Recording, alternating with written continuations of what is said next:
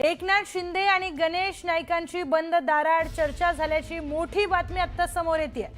आताच्या घडीची मोठी बातमी आपण पाहतोय। एकनाथ शिंदे आणि वनमंत्री गणेश नाईक यांच्यामध्ये बंद दाराआड चर्चा झाली आहे। थेट जाऊयात आपण आपले प्रतिनिधी राहुल जोरी यांच्याकडे। राहुल, उपमुख्यमंत्री शिंदे आणि वनमंत्र्यांची चर्चा झाली आहे, नेमकं काय सगळं समोर येत आहे?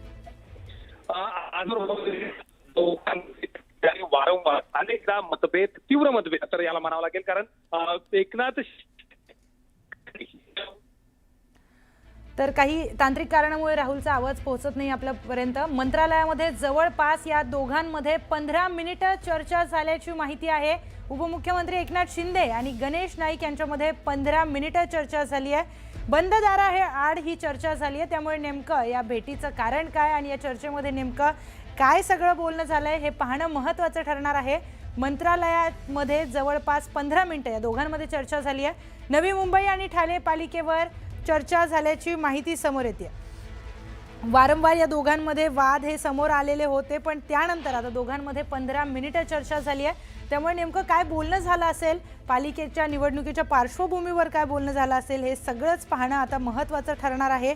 नेमकं या दोघांमध्ये काय चर्चा झाली आपण जाणून घेणार आहोत आपले प्रतिनिधी राहुल जोरी यांच्याकडून। राहुल, एकनाथ शिंदे आणि गणेश नाईक यांचा मागच्या काही महिन्यातला बघितला तर खूप टोकाचे संघर्ष या दोघांमध्ये पाहायला मिळाले होते। खास करून ठाण्यात जनता दरबार घेण्यापासून उडालेली ठिणगी ही नवी मुंबई, पालघर जिल्ह्यातही अनेक ठिकाणी पाहायला मिळत होती। मात्र आता ऐन निवडणुकीच्या म्हणजे अगदी फॉर्म भरायला सुरुवात झालेली असताना मुख्यमंत्री देवेंद्र फडणवीस यांच्या मध्यस्थीनं गणेश नाईक यांनी एकनाथ शिंदे यांची भेट घेतली असल्याची माहिती जी आहे कळते।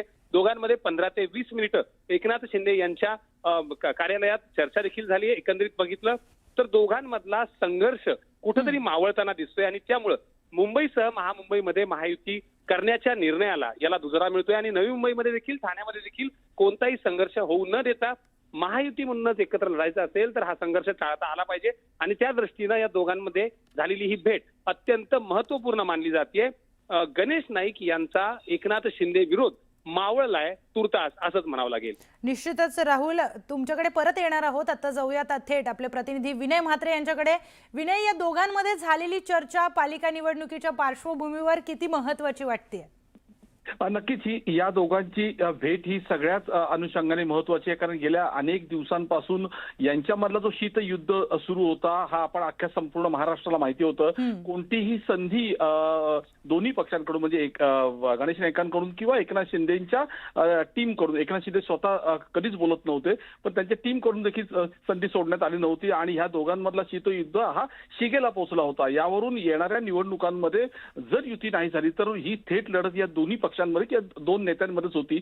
मात्र आज पहाटे म्हणजे काल रात्रीपासून पहाटेपर्यंत उपमुख्यमंत्री एकनाथ शिंदे यांच्या ठाण्याच्या निवासस्थानी रवींद्र चव्हाण आणि त्यांच्यामध्ये झालेली जी बैठक आहे त्या बैठकीनंतर मात्र कुठेतरी असे संकेत दिसत होते की मुंबई आणि एमएमआर रिजन मध्ये युती होणार हे निश्चित दिसत होतं आणि त्याच अनुषंगाने ही कदाचित भेट झाली असेल, कारण पुढची लढाई आता आपल्याला एकत्ररित्या लढायची आणि महाविकास आघाडी सोबत लढायची। त्या अनुषंगाने ही भेट झाली आणि या भेटीला खूपच मोठं महत्व ठरणार आहे, कारण ज्या पद्धतीने दोन्हीही नव्या मुंबईमध्ये जर महापालिकेचा विचार केला तर दोन्हीही नेते मातब्बर नेते आणि दोघांची जर नगरसेवकांची संख्याबळ बघितलं तरी समसमान आहेत। गणेश नाईकांकडे देखील 54 नगरसेवक आहेत, तर आता एकनाथ शिंदेचा देखील आकडा 54च्या वरती गेल्या। त्यामुळे ही थेट लढत या दोन नेत्यांमध्ये आज जर हे दोन नेते एकत्र आले आणि यांच्यामधला शीतयुद्ध संपलं किंवा यांच्यामधली जी कुरबुरी होती ती जर संपली तर नक्कीच नवी मुंबईचा महापौर हा महायुतीचा बसू शकतो, सहजरित्या बसू शकतो आणि ह्यांच्यात लढाई काही कोणती होणार नाही आणि त्यामध्ये भाजप आणि एकनाथ शिंदे यांच्या दोन्ही पक्षांचा हा महापौर निश्चित नवी मुंबईवरती बसेल हे स्पष्ट होते। यावरून अगदी महत्त्वाचा मुद्दा तुम्ही विनय इथे मांडलेला आहे। मुख्यमंत्र्यांच्या मध्यस्थीनं गणेश नाईकांची आणि एकनाथ शिंदेंची भेट झाल्याची माहिती समोर येते आहे। अंतर्गत शीतयुद्ध सुरू होतं जसं की विनय तुम्ही सांगितलं, मग या दोन नेत्यांचं मनोमिलन होणार आहे का?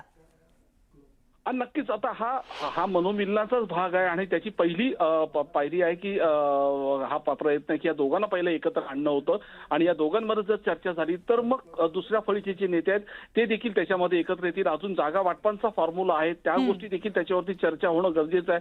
साहजिकच ह्या दुसऱ्या फळीतले जे नेते असतील म्हणजे नरेश म्हस्के असतील, संजीव नाईक असतील, ह्या दोघांमध्ये ह्या फळीमध्ये ती चर्चा होणार आहे। परंतु पहिला दोघांमधला जो वाद होता, दोघांमधली जी कुरबुरी होती ती संपुष्टात आणून मग महायुतीचा हा फंडा गेला. पण ह्या अगदी. दोन्ही नेत्यांना माहिती होतं की आता महायुती होणार, आपल्या दोघांना एकत्र येणं गरजेचं आहे. त्या अनुषंगानेच अगदी त्या अनुषंगाने ही भेट अतिशय महत्त्वाची आहे. राहुल, विनय दोघांनाही धन्यवाद आपण दिलेल्या सविस्तर माहितीसाठी.